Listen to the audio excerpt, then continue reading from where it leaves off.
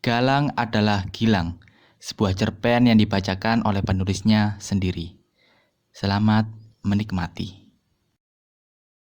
Sesuatu yang selalu kita dambakan biasanya adalah sebuah asumsi dari alam bawah sadar kita sendiri.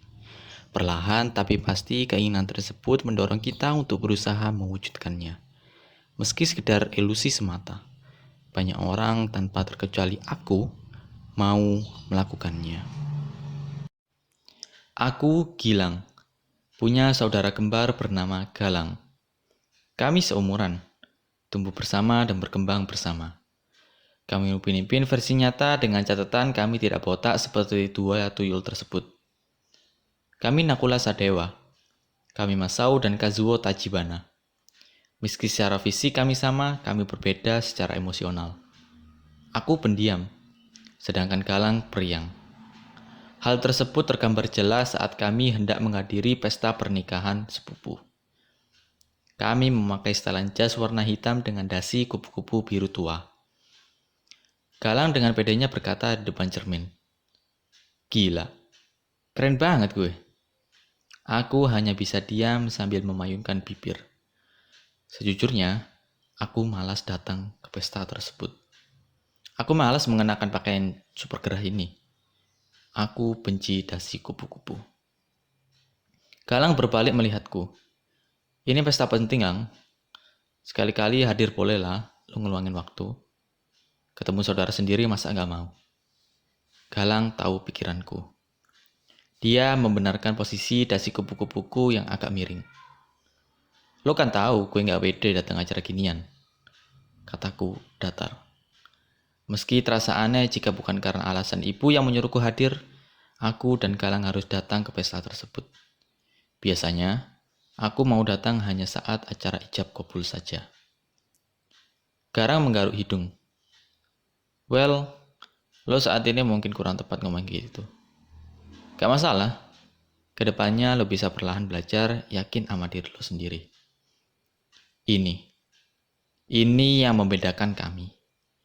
Galang hadir untuk melengkapi sisi burukku. Setiap saat aku bicara intens, Galang paham gimana menanggapinya. Berbeda dengan orang lain yang setiap mereka bercanda, aku diam 1000 bahasa. Aku tak tahu harus menanggapi apa selain oh dan oh iya, bener juga. Galang adalah Gilang, dan Gilang adalah Galang. Semua hal, termasuk dalam masalah percintaan. Aku akui Galang jago menarik perhatian cewek. Setiap weekend, ia pamit pergi kencan bersama Mira, gebetan Galang yang ia temui saat event kampus. Aku tak ada urusan dengan mereka. Ditambah lagi, perasaan menyebalkan muncul saat Galang bercerita mereka menghabiskan waktu jalan-jalan di taman kota.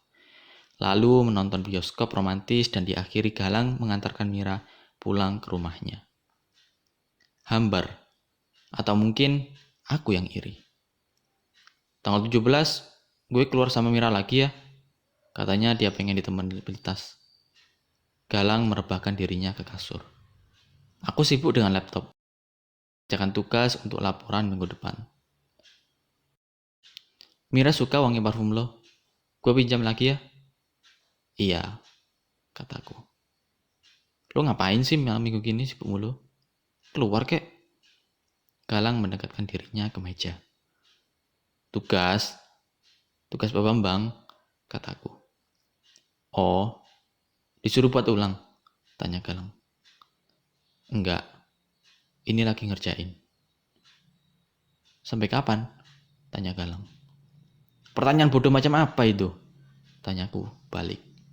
"Kan nanya," jawab Galang enteng. "Ya ini kan lagi ngerjain. Mana tahu selesainya sampai kapan. Elu tuh ya, kayak jelangkung tahu nggak?" kataku. "Apa? Datang tak diundang, pulang tak berkutang." "Bukan bego," kataku ngotot. "Yang bener datang tak diundang, pulang tak diantar." Aku membengkak muka. "Lo kok kayak cewek gini sih? Sensi amat. Daripada lo kayak jelangkung," jawabku. "Muka gue ada kutangnya." Aku berhenti menjawab sebelum benda tajam seperti pensil menusuk hidung Galang. "Malam minggu lo keluar kek, Atau cari kenalan cewek lah minimal. Temen kok buku. Nggak bosan baca buku tapi ujung-ujungan lupa, kata Galang. Udah keluar tadi, jawabku singkat. Hah? Serius? Sama siapa lo nongkrong? Ke dapur ambil makan. Dedekku mencari alasan. Sialan lo, kata Galang. Lah emang kenapa? Ke dapur butuh tenaga. Jangan salah loh. Berat piring isi nasi sekitar 350 gram, gelas 200 ml. Katakan 10 kalori yang dibutuhkan hanya untuk ambil makan minum. Belum jalan ke kamar. Ingat, jarak dapur ke kamar 350 meter. Waktu yang dibutuhkan 10 detik. Jadi percepatan dari dapur ke kamar 35 meter per second. Ingat, kebutuhan kalori harianku 2014 kalori. Dan dengan berjalan dari dapur ke kamar, gue udah membakar sekitar 50 kalori. Nafasku naik turun. Tentu saja Galang memasang wajah kusut membuat dia mundur ke belakang. 50 kalori, Lang. 50 kalori. Teriakku sekali lagi, tepat di kuping Galang.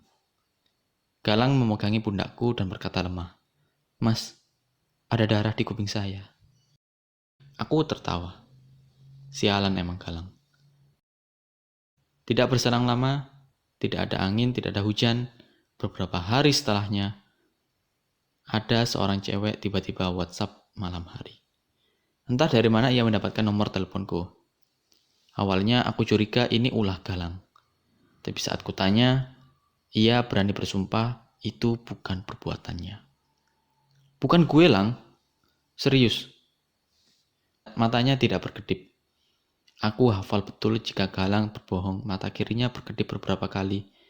Kali ini aku percaya. Cewek tersebut bernama Lisa, anak Fakultas Ekonomi. Maksud ia menghubungiku karena adanya proyek penelitian dosen yang bisa dikerjakan oleh 2 orang beda jurusan. Katanya, aku cocok jadi teman sharing. Aku berpikir, kenapa harus aku? Bukannya di luar sana ada teman satu fakultasnya. Malahan lebih berkompeten daripada anak beda fakultas yang kalau ditanya suatu pertanyaan tapi ia tidak bisa menjawab, tinggal bilang, sorry, gue nggak belajar itu. Udah, lo coba dulu, kelamaan mikir yang jadi malah nggak jalan, kata Galang, memberikan sepotong roti.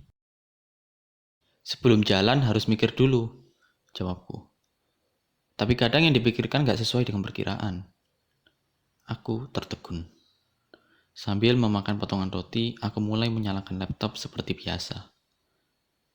Lisa tidak seperti yang kubayangkan. Saat di kampus untuk pertama kalinya bertemu, orangnya lucu dengan rambut poninya dibiarkan di depan. Hal yang kuperhatikan dari Lisa adalah bibirnya saat setelah cerita selalu dimajukan ke samping. Membentuk lekukan kecil membuatnya semakin terlihat riang. Pertemuan pertama kami habiskan dengan 2 mangkok bakso pinggir jalan, sambil membahas topik sistem kapitalisme. Lo sadar gak sih? Menurut literatur yang gue baca, katanya, bukan Adam Smith yang mempopulerkannya. Walaupun orang yang dijuluki bapak kapitalisme dunia, sebenarnya bukan dia pencetusnya. Karl Marx, sahutku, menghentikan sejenak apa yang ingin diucapkan Lisa. Lisa terlihat terkejut. Lo baca buku Das Kapital? Cuma referensi, analisis kritis terhadap kapitalisme, kataku. Adam Smith nggak pakai istilah kapitalisme, tapi commercial society. Lisa memajukan badannya. Dia antusias. Tepat. Adam Smith meyakini jika seseorang mengejar kepentingannya sendiri dalam nilai keadilan, secara tidak sengaja ia mempromosikan nilai kebaikan pada masyarakat. Dalam buku The Wealth of Nation, makanya dia bilang, persaingan dalam pasar bebas akan memberikan kemakmuran masyarakat. Pemerintah nggak perlu ikut campur. Biarkan invisible hand bekerja dengan sendirinya, kata Lisa. Tapi Karl Marx sempat ngeritik pasar persaingan bebas dalam bukunya. Katanya, imbas negatif kesenjangan sosial semakin melebar, persaingan bebas menguntungkan kaum pemilik alat berbanding terbalik dengan kaum buruh. Sanggahku. Iya, jadi kayak ngomong gini, lo mau kerja sama gue nggak? Kalau mau gue bayar segini, kalau nggak ya udah. Alhasil, yang gak ada modal jadi ikutan. Lisa menyelesaikan ucapannya lalu meneguk segelas es jeruk. Hari mulai gelap. Obrolan kami terus berlanjut hingga di chat pribadi. Di sela mengerjakan tugas hingga waktu menunjukkan pukul 10 malam. Dalam 1 minggu, Lisa bukan hanya menjadi teman sharing. Kami menjadi teman dekat. Jauh lebih dekat hingga Galang berkata, "Cie, setiap malam ngobrol mulu nih." Lalu sesekali berdeham. Aku melihatnya sebentar, lalu kembali fokus ke layar ponsel. Di kampus deket, di rumah juga deket. Emang sebegitu kangennya kah? Cuma ditinggal beberapa jam udah lanjut di chat. Ledek Galang. Sesekali bawa dia ke rumah, biar ibu tahu sekarang lo udah gede, udah bisa suka orang. Kata Galang. Apaan sih? Orang baru kenal, sahutku mencari alasan. Kenal apaan? Di kampus bareng mulu udah kayak permen karet. Aku tidak membalas. Saat Galang hendak keluar kamar, aku menghentikannya. Lang, kemeja putih lo gue pinjem ya? Buat apa? Lo mau keluar bareng Lisa? Tanya Galang. Aku menjawab dengan senyuman lalu mengangkat alis. Berharap Galang menyetujuinya, ia malah menjawab. Enggak. Pelit banget lo, kataku. Lo mau ngedate atau ikutan sirkus? Galang tersenyum gembira. Sini, gue ajarin gimana pakai baju yang bener. Aku tersenyum, juga senang menanggapi hal tersebut. Galang mau membantuku. Kami tos tangan. Waktu weekend tiba begitu cepat. Hari terasa singkat seperti menyuruhku bersiap pergi hari ini. 2 jam sebelum berangkat, tepat sesaat aku bilang bahwa hari ini aku akan pergi, Galang sibuk mengobrak-abrik isi lemariku. Lipatan baju yang semula rapi harus kurelakan diobrak habis-habisan olehnya. Sweater berjatuhan dilempar keluar. Dia semangat memilih baju yang pas untuk kugunakan malam ini. Hawa malam ini sedikit dingin. Saat Galang menemukan satu buah kaos putih polos dan celana jeans biru tua, dia melemparkannya padaku. Ini doang, tanyaku. Seperti ada yang kurang, Galang lalu mengambil outer jaket denim dan memberikannya padaku. Tunggu. Galang mengambil kaos yang kupegang lalu melebarkannya untuk mencocokkan. Debu lo bagus. Kasual cocok buat lo. Katanya mengukur kaos tersebut. Aku mengiyakan saja apa perkataan Galang. Tapi gue kurang suka bagian outer sih. Gumam Galang kembali mengobrak-abrik lemari. Galang memberikan 2 pilihan. 1 set sweater warna blaster dengan celana jeans hitam atau 1 set kaos hitam polos ditambah outer jaket bomber warna karamel dan celana jeans putih. Aku pilih yang kedua. Galang melihatku mantap. Aku merasa keren malam ini. Lo mau kemana malam ini? Tanya Galang. Makan-makan doang kayaknya, kataku santai. Galang menepuk jidat. Bego, lawak macam apa ini Tuhan? Lah terus gimana dong? Tanyaku kaget. Image harus dibangun dengan bagus. Lo ajak Kemal lah, lo ajak lihat-lihat baju, tas, sepatu. Kalau dia tertarik langsung lo beliin. Aku melihat isi dompet. Duit gak cukup. Galang menepuk jidat lagi. Udah gini-gini. Lo tanya dia mau kemana, kalau dia bilang terserah, lo ajak nonton bioskop. Gak ada yang salah sama nonton bioskop. Habis nonton lo ajak makan. Jelas Galang. Kalau gak mau ke bioskop, tanyaku. Lo coba ajak Kemal. Tapi lo bilang kalau beli buku. Lo kan suka buku. Dia pasti gak nolak. Aku teringat bahwa Lisa juga suka buku. Aku mengangguk setuju pendapat Galang. Setelah semua siap, aku pergi membawa mobil. Mendengar bahwa aku pergi mengendarai mobil, Galang meledekku dengan bilang, "Emang lo bisa bawa mobil? Bawa motor aja ketabrak abang-abang es krim Walls." Sambil tertawa, aku menancap gas menjemput Lisa. Aku tidak perlu waktu banyak untuk menjemput Lisa. Saat sudah berada di depan rumahnya, Sepertinya Lisa sudah menungguku. "Sorry lama," kataku basa-basi. "Bukannya ini masih jam 8 kurang? Kita janjiannya kan jam 8. Lisa tersenyum lalu masuk ke dalam mobil. Aku tidak menjawab. Naksir orang emang bisa bikin mendadak rajin. "Kita mau kemana?" tanyaku memancing. "Terserah. Persis seperti apa yang Galang katakan." "Ke mall aja, mau?" "Boleh. Sekalian mampir ke Gramedia beli buku ya." Nah, tepat sesuai dugaan. Selanjutnya, kami menghabiskan waktu di Lipo Plaza. Hawa terasa berbeda. Aku seperti pergi bersama Galang. Perasaan kurang menyenangkan saat pergi bersama orang lain biasanya tak demikian. Tapi Lisa berbeda. Mungkin karena Lisa orangnya terbuka. Dia gemar cerita sana-sini membuatku tertawa sama seperti Galang. Saat selesai membeli buku, Lisa senangnya bukan main.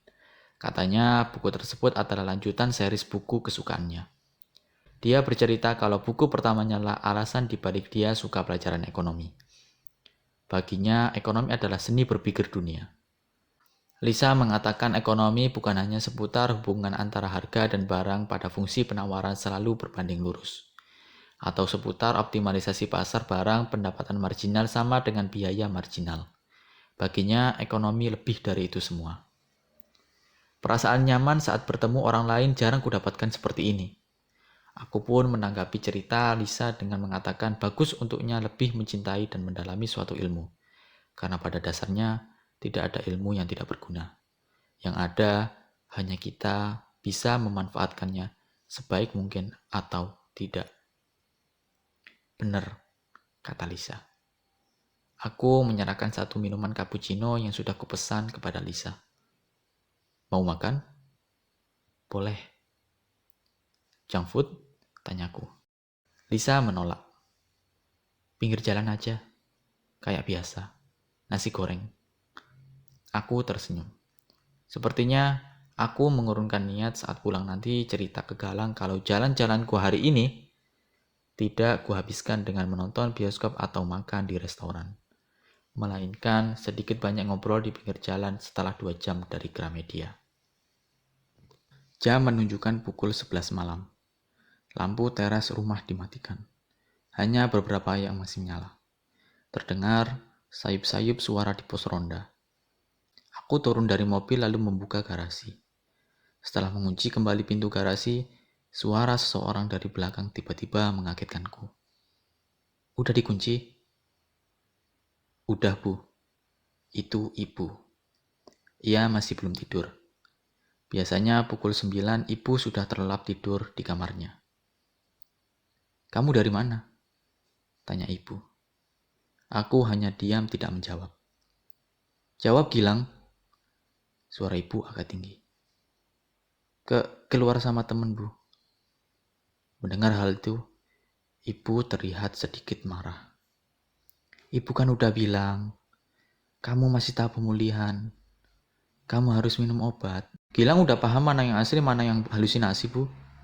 Gilang udah sembuh kok. Gilang gak perlu minum obat lagi," kataku ngotot. Apa? Apa buktinya?" tanya ibu. "Gilang barusan keluar naik mobil, ketemu Lisa. Gilang ngajak dia ke Lipo Plaza terus makan di pinggir jalan. Gilang," potong ibu. "Kamu barusan gak kemana-mana. Kamu ada di rumah terus. Kamu udah 2 jam dari tadi di ruang tamu sambil terus nyebutin nama Lisa. Lisa itu siapa? Lisa itu gak ada ya?" Aku terkejut. Bingung apa yang dikatakan ibu. "Lisa itu ada, Bu. Gilang sering chattingan sama dia. Barusan Gilang beliin Lisa nasi goreng." Ibu menundukkan kepala. Ia tidak percaya. Karena marah, aku mengeluarkan ponsel hendak menunjukkan riwayat chat Lisa. Setelah mencari dari atas hingga bawah, aku terkejut tidak ada nama Lisa dalam daftar chat. Karena frustasi ku cari nama Lisa di dalam kontak ponsel. Tidak ada. Enggak mungkin. Gilang yakin Lisa itu ada, Bu. Gilang tiap malam chattingan sama dia. Gilang sering ketemu di kampus. Kita makan bareng, ngobrol bareng, sampai-sampai Galang ngomel terus ke Gilang. Aku berusaha menjelaskan kejanggalan ini. Tapi ibu hanya melihatku dengan tatapan prihatin. Tatapan yang berarti ketidakpercayaan atas semua omonganku.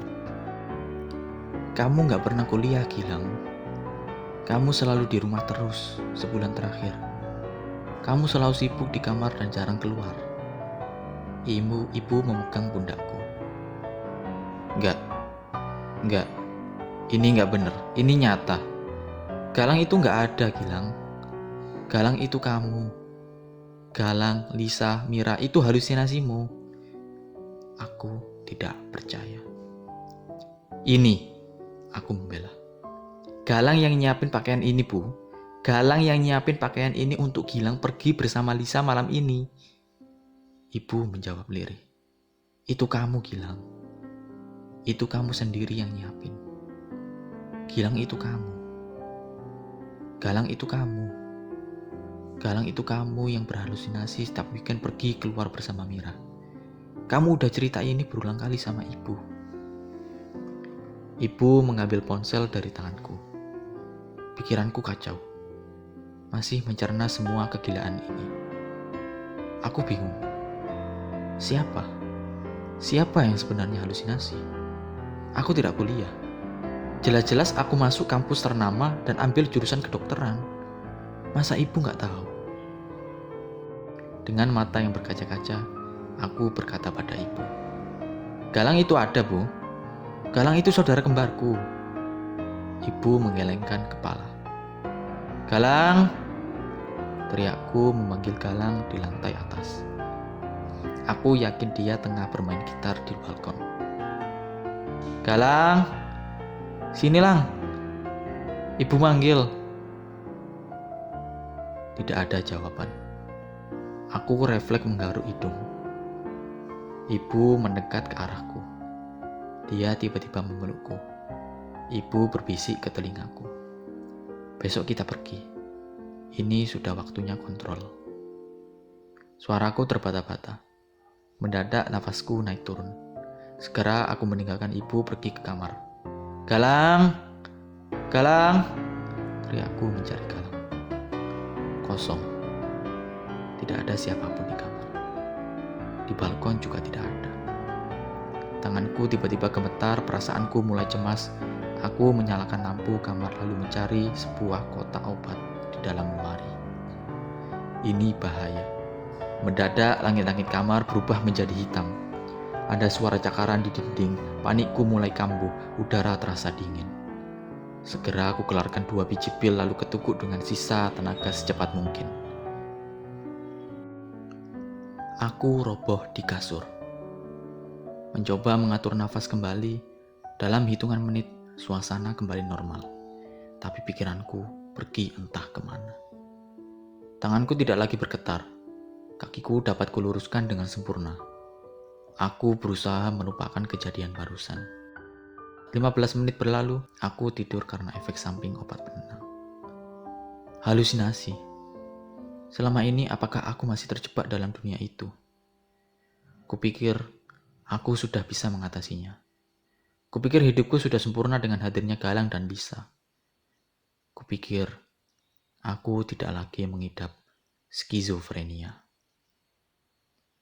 Besoknya, di depan ruangan serba putih, aku dan ibu duduk bersebelahan. Di hadapan kami, perempuan parubaya mengenakan jas abu-abu dengan papan kertas di tangan kirinya. Ia tersenyum simpul. Aku membalasnya dengan anggukan. Dia adalah psikiater. Selamat pagi, ucap psikiater tersebut membuka pembicaraan. Pagi. Selamat pagi, Gilang, ucapnya sekali lagi. Kali ini fokus ke arahku. Pagi, Bu. Bagaimana suasana hatimu hari ini? Tanya psikiater tersebut. Baik. Bagaimana kabar saudaramu? Apakah dia masih baik-baik saja? Aku menggigit bibir. Galang baik, sangat baik. Apa dia menyuruhmu melakukan hal buruk lagi? Enggak sama sekali. Galang enggak pernah buat jahat. Aku menggenggam erat tangan. Psikiater tersebut masih mengajukan pertanyaan. Galang anak yang baik. Dan tentunya Gilang sekarang merasa aman karena ada Galang kan? Aku mengangguk. Tapi Gilang harus tahu, suara-suara yang terdengar dalam diri kamu berasal dari rasa kecemasanmu. Berasal dari semua versi buruk kamu. Dan yang harus Gilang lakukan, Gilang perlahan-lahan belajar menerimanya. Gak peduli sekeras apapun Gilang berusaha menolak versi terburuk Gilang. Ujung-ujungnya, kecemasan Gilang lah yang akan menguasai. Gilang punya kisah solidaritas seperti manusia umumnya. Gilang punya kisah persaudaraan yang diwujudkan dalam bentuk Galang. Gilang punya kisah cinta sendiri yang diwujudkan dalam bentuk Lisa. Gak apa-apa. Gilang hanya perlu menerimanya. Meski itu hanya halusinasi. Kamu pengen punya versi terbaik dalam menjalani kehidupan. Semua orang menginginkannya. Gilang punya dua hal tersebut. Hingga suatu saat Gilang siap, kuat menjalani kehidupan, Gilang akan menerima semua halusinasi itu bukan sebagai ketakutan, tapi sebagai kekuatan. Apakah kamu takut dengan dirimu sendiri, Gilang? Tanya psikiater tersebut. Pertanyaan tersebut tidak lekas kujawab. Aku melirik ke arah jendela dari luar berembus angin sejuk ke dalam ruangan, membuat suasana hati terasa tenang. Di ruangan ini tidak ada lagi suara-suara mengerikan. Tidak ada lagi bayangan menyeramkan. Tidak ada lagi kebisingan yang membuatku berlari mencari perlindungan. Dia benar. Genggaman tanganku yang semula kuat perlahan melonggar. Aku tersenyum lalu menggeleng. Galang adalah Gilang. Galang adalah saudaraku. Dia versi terbaik diriku dan versi tersebut ada dalam diriku. Meski semua hanya ilusi, tapi Galanglah yang paham sejatinya kelemahanku. Dia tak lagi mengusikku tapi memilih untuk menguatkanku. Aku tidak lagi sendiri. Aku menerimanya menjadi bagian terbaikku. Bagian yang sampai kapanpun memberiku rasa nyaman. Aku berkata, untuk apa aku takut?